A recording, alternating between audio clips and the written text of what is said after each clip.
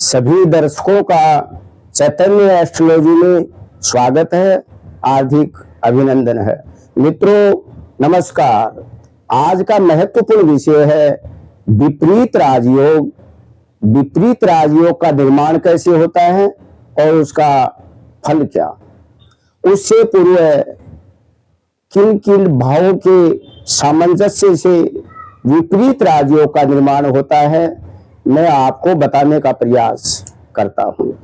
यहाँ मित्रों एक मिथुन लग्न की कुंडली दी गई है। चाहे कोई भी कुंडली क्यों न हो, उसके अंदर ये षष्ठम भाव, ये अष्टम भाव और ये द्वादश भाव, ये कुंडली के सबसे खराब दो स्थान होते हैं। क्योंकि षष्ठम स्थान ये रोग का है, ये ऋण का है, ये शत्रुओं का है। कोई नहीं चाहता मेरे रोग हो, कोई नहीं चाहता मेरा ऋण बढ़े, शत्रु हावी हो। और अष्टम स्थान है वो है आयु का। सब चाहते हैं मेरी दीर्घायु हो, किसी प्रकार का रोग न हो। और जो द्वादश भाव है वो कोर्ट कचहरी का है, अस्पताल का है, जेल आदि का है, फिजूल खर्चों का है। तो ये तीनों स्थान दो स्थान माने गए हैं। लेकिन इन तीनों भावों के स्वामियों के सामंजस्य से ही विपरीत राजयोग का निर्माण होता है। इसके लिए कुछ शर्तें लगाई गई है। आइए हम देखते हैं। यदि आठवें घर का स्वामी, यहाँ ये अष्टम भाव है, अष्टम भाव का स्वामी या तो षष्टम में हो या द्वादश में हो, और अष्टम का स्वामी या द्वादश में हो या षष्टम में हो, और द्वादश का स्वामी या अष्टम में हो या षष्टम में हो।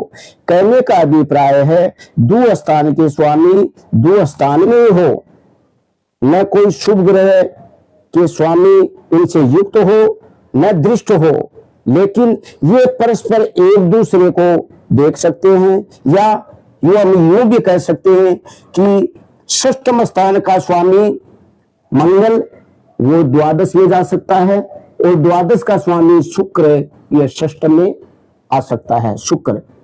और अष्टम के लिए अष्टम का स्वामी शनि जो कि द्वादश में जा सकता है, और द्वादश का स्वामी शुक्र वो अष्टम में आ सकता है।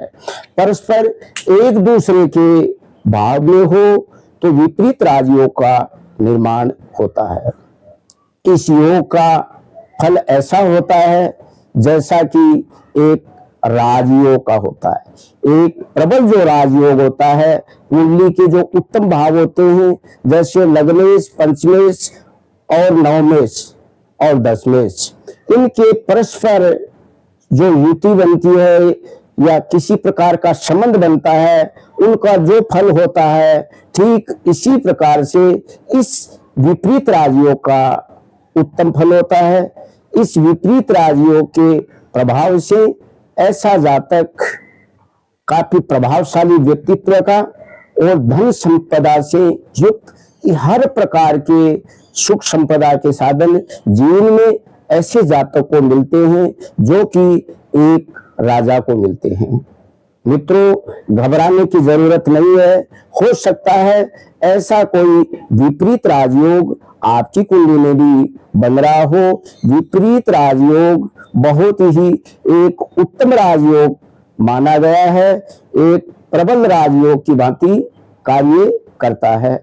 आज के लिए इतना ही। नमस्कार।